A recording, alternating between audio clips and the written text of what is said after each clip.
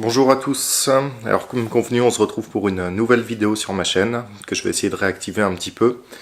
Donc là voilà, c'est une session de pêche en kayak en estuaire. Alors j'ai fait le choix d'illustrer les images par une voix off parce que en fait sur ma GoPro là j'ai pas de micro externe, il faut absolument que j'en achète un et le son est vraiment moyen, surtout sur la deuxième partie de la session de pêche où il y a pas mal de vent qui s'est levé. Donc je vais essayer de vous épargner un peu ça, je vais essayer de faire des explications sur le moment, mais bon je vais pas les mettre parce que le son est de très mauvaise qualité, mais voilà, ben, pourquoi pas après une voix off par-dessus les images. Vous me direz ce que vous en pensez dans les commentaires. Donc la première partie, je vais passer assez vite dessus parce que en fait, donc c'est une session où il y avait des tout petits coefficients de marée. Il y avait 38 de coefficients et je sais que dans ces conditions-là, par expérience, ça pêche bien sur le milieu de marée. Donc là, j'étais parti en fin de marée montante pour vraiment faire du chemin et pouvoir pêcher en dérive toute la descendante. Et donc voilà, je misais sur la troisième et quatrième heure de marée descendante pour la pêche.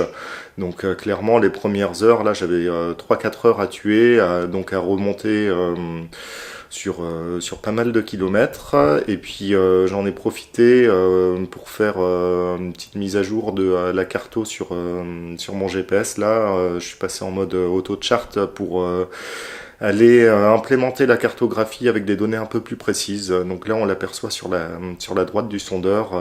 Il y a des codes couleurs qui s'affichent aux endroits où je suis passé. Quand on passe plusieurs fois, c'est encore plus précis. Et ça me permet sur les prochaines sorties ou si je repasse sur un même endroit, d'avoir vraiment une carto très précise et une belle lecture des fonds. Donc les premières heures, elles ont surtout été consacrées à ça. Et donc j'ai pêché jusqu'au début de marée descendante. Enfin, je me suis déplacé comme ça jusqu'au début de marée descendante et j'avais misé sur 1 ou 2 heures. Voilà, là c'est les images à ce moment-là pour commencer à pêcher, à prendre les premières informations. Donc j'ai abordé au leurre souple là avec un dark slipper à plombée interne parce que c'est un leurre qui permet de pêcher vraiment différentes couches d'eau. Donc j'ai essayé de pêcher dans 50 cm d'eau comme dans 8-10 mètres. Et voilà, j'ai eu quelques touches. J'ai pris 2-3 poissons dans la zone des 4 mètres sur des animations assez rapides, ce qui m'a amené à faire le choix de changer de leurre dès que les conditions sont bien arrivées. J'avais cette information-là avec les poissons autour des 4 mètres d'eau et vraiment sur des animations rapides, des touches en réaction. Donc là, en fait, j'ai fait le choix, quand ça a commencé à être le bon moment, de passer sur un bass-switcher. Donc il y a un crankbait, d'habitude c'est plutôt destiné à l'eau douce, mais moi j'aime beaucoup l'utiliser sur le bar aussi. Donc là j'ai fait le choix de la taille 4-0. 4-0 c'est celui qui descend dans 4 mètres d'eau à peu près. Alors il y a des 1-0, 2-0, 3-0 qui descendent respectivement dans 1, 2 et 3 mètres, mais c'est vrai que là comme les touches je les avais eues autour de 4 mètres, j'ai choisi ce modèle là. Je l'ai choisi en silencieux, ça existe en bruiteur en silencieux, j'ai vraiment des résultats beaucoup plus réguliers sur la version silencieuse, donc pour moi elle est loin au-dessus de la version bruiteuse. Donc voilà, donc là c'est le moment de marée intéressant qui arrive et puis je commence à pêcher voilà, au bass switcher, à peigner ces zones où il y a en général entre 3 et 5 mètres d'eau. Ce qu'il faut savoir, c'est que c'est un leurre qui passe très bien dans les obstacles. Là, j'ai dû pêcher pendant, je pense, à peu près 2 heures avec ce leurre-là hier. Et du coup, voilà, quasiment tous les lancers, je touchais le fond à un moment ou à un autre et je l'ai pas perdu. Donc ça passe vraiment super bien. Et le but, justement, c'est d'aller taper dans les obstacles. Ça contribue à faire sortir les poissons de temps en temps. Donc voilà, j'ai vraiment misé sur ces zones-là entre 3 et 4 mètres d'eau.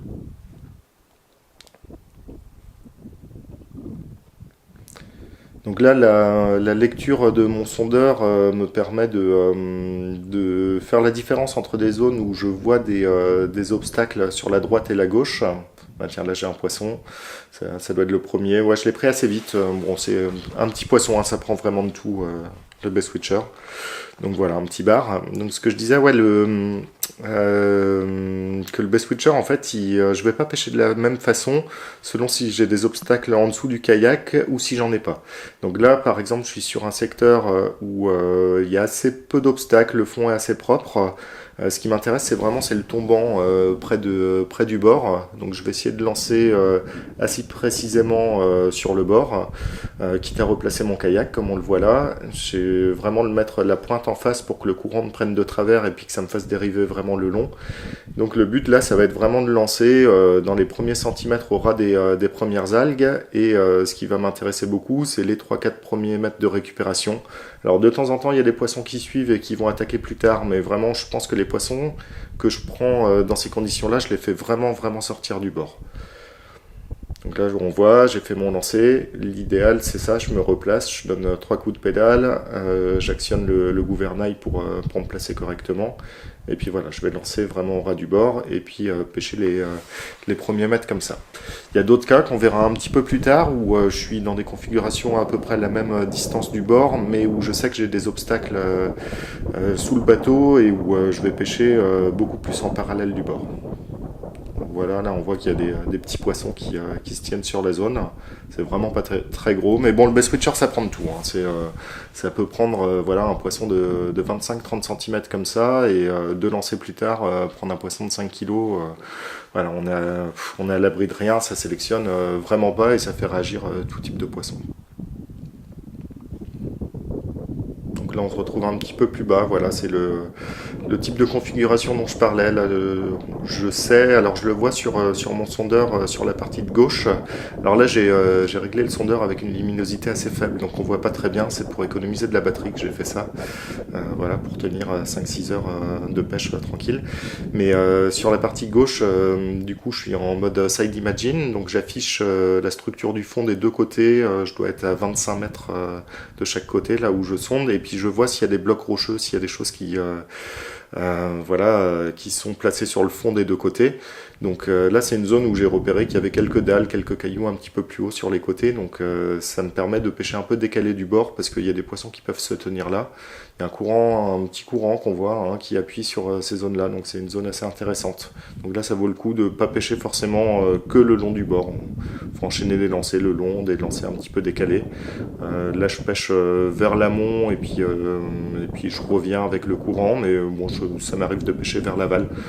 Le bass switcher, c'est un leurre qui prospecte très très vite, donc faut pas hésiter vraiment à changer les angles de lancer et puis à pêcher partout autour si les postes sont intéressants. Donc là le but c'est de faire choquer le leurre, taper dans les cailloux et souvent c'est ce qui les déclenche la touche. Là on voit un poisson un petit peu plus correct. Là c'est un moment, le temps avait vraiment changé, j'avais beaucoup de soleil au départ et puis j'avais un gros nuage noir au-dessus. Alors, je ne sais pas si c'est ça qui a fait mordre les poissons. Je pense que c'est surtout le moment de marée, là où il y avait le plus gros courant de la journée. Donc, ils ont dû profiter de ce moment-là pour s'activer un petit peu. Mais j'avais bien fait de prendre ma veste. Hein. J'étais parti tranquille en mode t-shirt, mais au final, la veste, elle a bien servi. Donc là, le coloris que j'ai choisi de Bass Switcher, c'est le coloris 337. C'est un coloris avec lequel j'ai des résultats très réguliers, que ce soit en eau douce, que ce soit en mer. Il est naturel, un petit peu brillant. Bon, il y a plein de bons coloris. Peut-être que j'aurais pris les poissons avec un autre coloris aussi, mais bon, celui-là, j'ai une grosse confiance dans ce coloris-là. Donc voilà, c'est souvent le premier que je sors. Et puis le petit réglage par contre que j'ai fait sur ce leurre là, c'est qu'à la base il est prévu avec des hameçons pour l'eau douce qui sont pas hyper résistants. Donc moi j'ai changé les hameçons, j'ai mis des décoils YS21 qui sont vraiment faits pour la mer et beaucoup plus résistants. Donc c'est la taille 8, donc je vous conseille si vous pêchez le bar avec de mettre ça. Et aussi de changer les anneaux brisés. Moi j'ai mis les split ring EX de chez Decoy qui sont vraiment ultra costauds et c'est une taille 2 qu'il faut mettre dessus. Donc là comme ça permet d'avoir vraiment un leurre qui est très résistant et puis qui permet de pouvoir ramener un gros poisson dans des zones comme ça où il y a il y a un courant qui est assez puissant et puis des caches un peu partout, des rochers, des huîtres sur le fond et tout. Faut quand même avoir un matos assez costaud. J'ai un frein assez serré. Je dois être en 14 livres en bas de ligne. Donc, euh, donc voilà, c'est vrai qu'avec les petits hameçons sur le leurre d'origine, là, je serais pas hyper confiant. La canne que j'utilise, c'est l'injection SP73M, qui est assez intéressante pour des leurres de type crankbait là, qui vibrent beaucoup, qui tirent énormément dans la canne parce qu'elle a un sion assez souple, donc elle absorbe beaucoup. Donc déjà ça fait un peu moins de vibrations dans l'eau, hein, de vibrations néfastes de la treste. Et puis l'autre intérêt c'est que c'est vraiment qu'elle est confortable à pêcher parce que pêcher au crank pendant des heures avec une canne très raide qui vibre beaucoup, c'est un peu fastidieux. Alors souvent pour le crank, on fait le choix des cannes casting. C'est vrai que c'est intéressant. Et puis il y a des cannes avec beaucoup de fibres de verre là qui sont vraiment faites pour les pêches au crank qui sont super. Maintenant pour des pêches en kayak comme ça où je suis assis ou je lance parfois dans des positions qui sont pas évidentes où il faut lancer précis, parfois en coup droit, parfois en revers, lancer sous la main, par-dessus l'épaule et tout. Le choix d'une canne spinning, bon, pour moi en tout cas, il est plus judicieux. Là, cette zone-là, c'est une zone que j'aime beaucoup. Il y a un petit contre-courant à cet endroit-là, puis des belles caches au fond. Là, il y a souvent des poissons qui traînent par là. Et c'est vrai que c'est une zone que d'habitude je pêche au leurre souple. Et je mets assez longtemps à la pêcher. J'ai du mal à placer l'embarcation, que ce soit en kayak ou en bateau, par rapport au courant pour la pêcher vraiment dans tous les sens correctement. Il y a toujours un moment où le courant m'amène où je veux pas aller. Et ça, là, le bait switcher, il est hyper intéressant parce qu'en 4-5 lancers, j'arrive à couvrir toute la zone et à voir où sont les poissons. Et d'habitude, au leurre souple, là, il me faudrait une dizaine, une quinzaine de lancers pour solliciter correctement les poissons. Donc là, le fait d'avoir un leurre de réaction, c'est très très intéressant sur ce type de zone-là. Voilà, là, on est dans une config, j'en parlais tout à l'heure, où je lance vers l'aval. Donc là, il y a vraiment le courant qui appuie sur le leurre. Et ça me permet de pêcher un petit peu moins vite. Parce que quand je pêche dans l'autre sens où le courant ramène le leurre vers moi, je suis obligé vraiment de mettre de la vitesse pour pêcher. Là, j'ai le choix. Je peux pêcher vite comme je peux pêcher doucement. Là, on l'a vu, hein, c'est un poisson qui m'attaque vraiment au ras du bateau. L'intérêt avec ce leurre-là, dont j'ai pas parlé encore, c'est que c'est un leurre qui pêche vraiment quasiment jusqu'au bout. Il y a beaucoup de crankbaits qui vont mettre du temps à trouver leur profondeur de nage, et quand ils vont arriver à 5-10 mètres de l'embarcation, ils vont commencer à remonter. Celui-là, il trouve tout de suite sa profondeur de nage, il lui faut 2 mètres là pour descendre vraiment profond, et il la conserve quasiment jusqu'au bout. Donc ça permet d'avoir des touches vraiment dans les derniers mètres de récupération, et même parfois à 50 centimètres de la surface, les poissons qui suivent quand le leurre est en train de remonter. C'est un des très très gros intérêts de ce modèle-là. Sur le 3.0 et sur le 4.0 surtout, je trouve qu'il il nage vraiment jusqu'au dernier moment et c'est hyper intéressant. Et souvent on l'a sur les perches et les brochets aussi, hein, des poissons qui attaquent au dernier moment. Donc là, je parle un peu de l'eau douce. Et en fait, bon, le Bass Switcher, c'est une des références énormes en eau douce. En mer, il est moins connu. Mais voilà, là, on le voit, hein, la preuve par les images sur le bar, ça marche aussi extrêmement bien. Et moi, j'étais pas du tout un pêcheur au crank il y a quelques années. C'est pas un type de leurre qui m'attirait, à tort. Hein. On a tous des idées reçues sur les leurres. Et c'est quand j'ai fait de la compétition un peu en eau douce, là, j'en ai fait pendant 2-3 ans. Et en fait, bon, en compète, on sait qu'il y a des situations où voilà, on a besoin de connaître des types de leurres qui nous sont pas forcément familiers.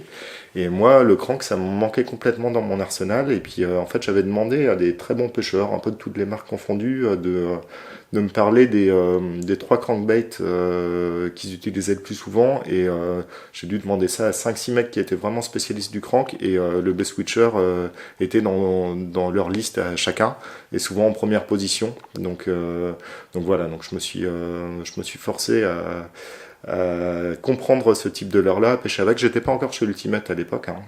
Donc voilà. Et j'ai appris à découvrir ce leurre-là et c'est devenu vraiment une de mes bases depuis.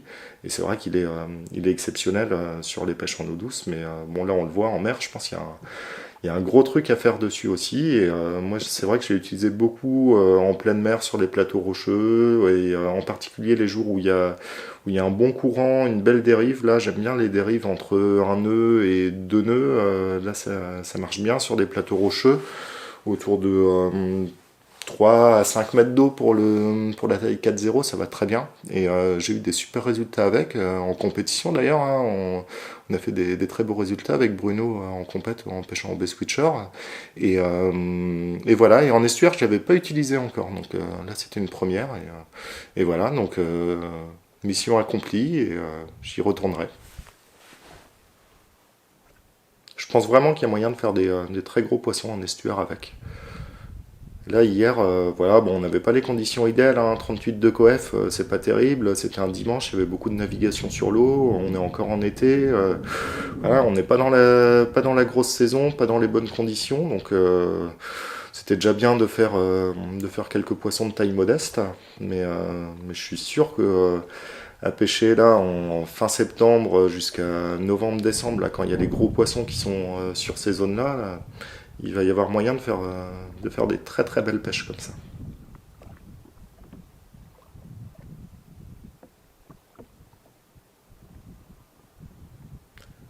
Là, on voit que les poissons, ils ont une robe très sombre, hein. C'est des poissons qui sont très noirs.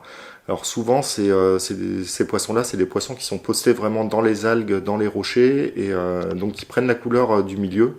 C'est du mimétisme, c'est pour pas se faire repérer de leur proie, hein, tout simplement, qui prennent cette couleur-là. Et c'est très naturel chez eux, mais ça nous permet d'avoir une indication aussi sur la tenue des poissons. Il y a des jours, sur les mêmes zones, on va prendre des poissons qui sont très très clairs, qui ont le dos très clair, et souvent ça c'est des poissons qui naviguent entre deux eaux. Là, le fait d'avoir des poissons tout noirs comme ça confirme le fait qu'ils sont vraiment planqués. Et du coup que voilà, on a le bon truc là, à les taper dans le fond et puis aller les déclencher vraiment là où ils sont. Parce que faut voir, hein, le bass switcher, il y a pas mal de lancers comme ça, où je sais pas si on le voit correctement dans la canne, mais où on voit le bout de la canne qui tape comme ça. Et en fait, tous les 2-3 mètres, là, ça veut dire que mon leurre, il tape dans un obstacle, et c'est là que voilà, qu'il y a pas mal de touches qui se déclenchent. Bon, voilà, j'ai pas mis tous les poissons, mais on voit quand même, là, je sais plus, 2 ou 3 poissons de rang, ça m'est arrivé plusieurs fois dans la session. Je pense que, je sais pas, j'ai pas compté les poissons que j'ai pris, mais j'ai dû prendre peut-être 4-5 poissons au leurre souple sur le début de la journée là, donc ça m'a donné un petit peu l'indication de la tenue des poissons, parce que j'avais toutes les touches entre 3 et 5 mètres, mais pas des touches très régulières, et puis au bass switcher après, ouais, je pense j'ai dû prendre une bonne quinzaine de poissons, petits et moyens, quoi, voilà. Donc voilà, bah là, ma session elle se termine. Là, on voit le courant il a un peu baissé. J'ai réussi à arriver à la vitesse où je voulais, à peu près où je voulais. Il y a la cale au bout là. Donc voilà, fin de session. Et je pense qu'il est important de retenir, en dehors du fait que le crankbait ça peut marcher sur le bar, c'est que je pense une session de pêche, ce qu'il faut retenir, c'est que ça se construit un petit peu aussi. C'est souvent le cas des belles sessions, c'est que là, j'ai vraiment récolté des éléments sur les premières heures qui étaient pas faciles. Sur les zones de tenue des poissons. Je rappelle, là, ce jour-là, c'était dans à peu près 4 mètres. Dans les endroits où il y avait un peu de relief sur le fond, avec des gros cailloux et des algues au-dessus. J'ai retenu que quand je les pêchais au leurre souple, c'est sur des animations assez rapides que j'arrivais à déclencher les poissons, donc ça m'a donné une indication de plus. Et le fait du coup d'avoir ces indications-là, ça m'a permis de faire le choix du leurre qui allait bien. Et là, clairement, ça aurait pu être un shad monté en texan un peu surplombé là, avec des grosses vibrations. Ça aurait pu le faire, mais je pense que j'aurais pêché moins vite avec ça, que sur mes contacts avec le fond, ils auraient été moins brusques, moins brutaux, avec moins de changements de trajectoire. Et le bass switcher, je pense qu'il dans ce que j'avais dans la boîte en tout cas, et peut-être même dans tous les leurres que je possède, c'est celui qui faisait le mieux le boulot. Voilà, j'espère que la vidéo vous a plu. On se retrouve très vite pour une prochaine vidéo. Allez, à bientôt et n'hésitez pas à laisser vos impressions sur la vidéo dans les commentaires et à me dire ce que vous pensez de ce type de vidéo là avec une voix off à côté. Allez, ciao, à bientôt.